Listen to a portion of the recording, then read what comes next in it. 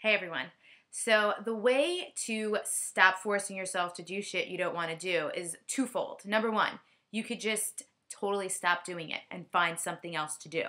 This is the type of approach you want to take for something that you've tried over and over and over again, and you either don't get results or you can't sustain it.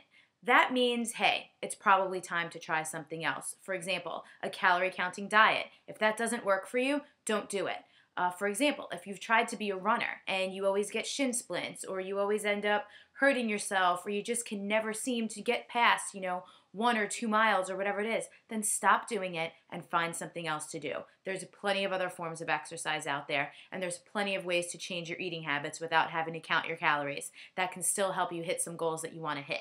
The other way is my favorite way, and this has to do more with motivation, and that's just adjust the way you think about doing that activity. Here's what I find. If you actually stop yourself in the middle of doing something you don't like doing and listen to what's going on in your head, it's probably some really negative thoughts. Like, I hate this sucks, or even worse, I suck at this, I look like an idiot.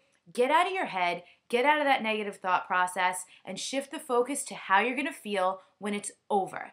How you're going to look in 3 months, how you're going to fit into that bathing suit. The summer is several months away, or on that next trip you're going on, whatever it is. If you can partake in an activity with the end in mind and let that pull you through and let that motivate you to the end, that is a really helpful way to inject some enjoyment into it. Because, for example, say you're sprinting on the treadmill and you're like, God, this hurts, and you look down and you think you only have 10 seconds, but it's actually 30 seconds left. It would be so much easier to quit, but instead if you're like, no, if I just keep going, I'm going to look so good and I'm going to be so proud of myself when I'm done with this. I'm going to kick this workout's ass. And even in your head, if you're in there and you're telling yourself, you can do it, I can do this, I'm badass, whatever it is, whether you make a playlist with songs that pump you up, even if it's corny, like the theme to Rocky, and you finish your workout and then you're jumping up on the treadmill like, yes, I just did this. I don't care what it is. I don't care how silly it might be. If it makes you laugh, if it makes you smile, if it makes you kind of enjoy that activity, give it a shot, because it's either don't do it or find a way to enjoy it and motivate yourself through.